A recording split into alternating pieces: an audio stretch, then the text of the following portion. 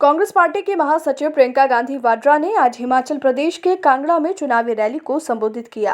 Rally संबोधन से पहले उन्होंने मां ज्वाला जी के दरबार पहुंचकर मां के दर्शन कर पूजा अर्चना की। कांगड़ा की रैली में अपने संबोधन में प्रियंका गांधी ने हिमाचल प्रदेश को देवभूमि बताया और इस बात पर खुशी जाहिर की है कि वो इस देवभूमि की निवासी हैं। उन्होंने आगे कहा कि ये देवभूमि ही नहीं बल्कि वीर भूमि भी है, जहाँ के लोग सरहदों पर जाकर देश के लिए खड़े और शहीद हुए। कांगड़ा की भूमि में देश की मिट्टी पर मर मिटने वालों का खून है।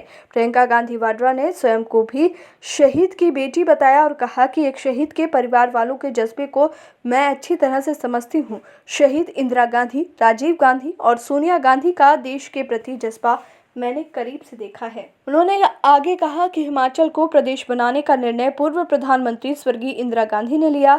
लोगों को शंका थी कि पैसे के अभाव में प्रदेश का विकास नहीं हो पाएगा, मगर हिमाचल वासियों के सहयोग से और इंदिरा गांधी की इच्छा शक्ति के बल पर हिमाचल प्रदेश का विकास हुआ और ये आप लोगों के बल पर ही संभव हो सका। चुनाव का समय है, बहुत लोग आएंगे और झूठी बातें और वादे करेंगे, मगर आपको सोच समझकर वोट करना है।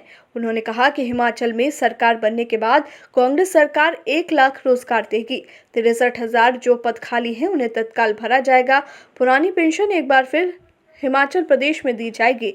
भाजपा वाले पेंशन देने के नाम पर कहते हैं कि पैसा नहीं है, मगर उद्योगपतियों के 10 लाख करोड़ का कर्ज माफ करने के लिए पैसा आ जाता है, मगर पेंशन देने के लिए पैसा नहीं आता।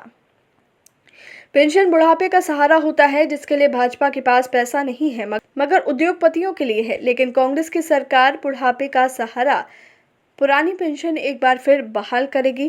किसान को फसल का दाम नहीं मिलता, फसल के दाम अब भाजपा सरकार के उद्योगपति मित्र तय करते हैं। 1 रैंक 1 पेंशन पर सरकार पीछे हट जाती है और अग्निवीर योजना लाती है। भाजपा ना पेंशन देना चाहती है, ना रोजगार देना चाहती है, सिर्फ अपने स्वार्थ के लिए कार्य करती है और इस साजिश को आपको समझना होगा और सोच समझकर वोट करना होगा। पुरानी पेंशन हम कहते हैं हम देंगे, किस आधार पर कह रहे हैं? इसलिए नहीं कह रहे हैं कि हम चुनाव के मंच पे खड़े हैं, हम इस आधार पर कह रहे हैं कि छत्तीसगढ़ में, राजस्थान में हमने किया है, हम दे रहे हैं पुरानी पेंशन। भाजपा वाले कहते हैं इसके लिए पैसे नहीं है। मैं उनसे पूछना चाहती हूं कि बड़े बड़े उद्योगपति मित्र हैं आपके, उनके लिए 20,000 30,000 करोड़ रुपए का कर्ज आप माफ करने के लिए तैयार हैं, उसके पैसे कहां से आए? 10 लाख करोड़ रुपए अपने बड़े बड़े उद्योगपति मित्रों के आपने कर्ज माफ कर दिए। उसके लिए आपके पास पैसे थे, लेकिन आपके पास उस कर्मचारी के लिए पेंशन के पैसे नहीं है। वो कर्मचारी जो जब नौकरी लेता है तो यही सोच के लेता है कि बुढ़ापे में मेरी कोई सुरक्षा होगी, बुढ़ापे में मेरा कोई साथ होगा, थोड़ा पेंशन मिलेगा। उसके लिए आपके पास पैसे नहीं है। लेकिन बड़े बड़े उद्योगपतियों के नाम लीजिए, उनके लिए पैसे हैं, उनके कर्ज माफ हो रहे हैं। मन बना लिया है क्या? मन बना लिया है कि नहीं? रोटी पलटेंगी कि नहीं?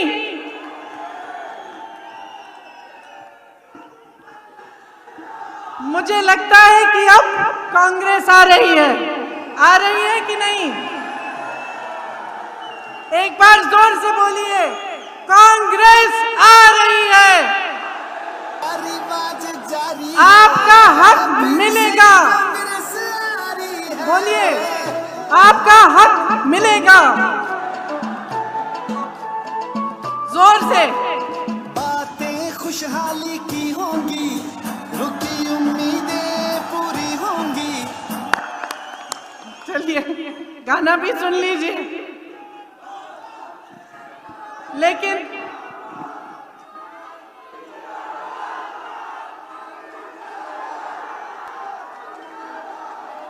देखिए, कांग्रेस का एक एक कार्यकर्ता आज गांव-गांव में काम कर रहा है, एक एक नेता दौड़ रहा है, प्रचार कर रहा है, काम कर रहा है।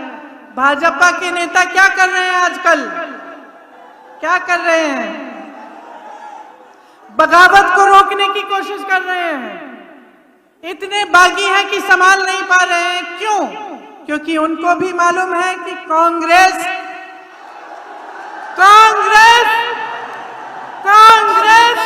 जारी है फिर से। अब आप सब कुछ खुद ही समझते हैं तो मैं क्या समझाऊं। मैं जानती हूं कि आप बदलाव चाहते हैं,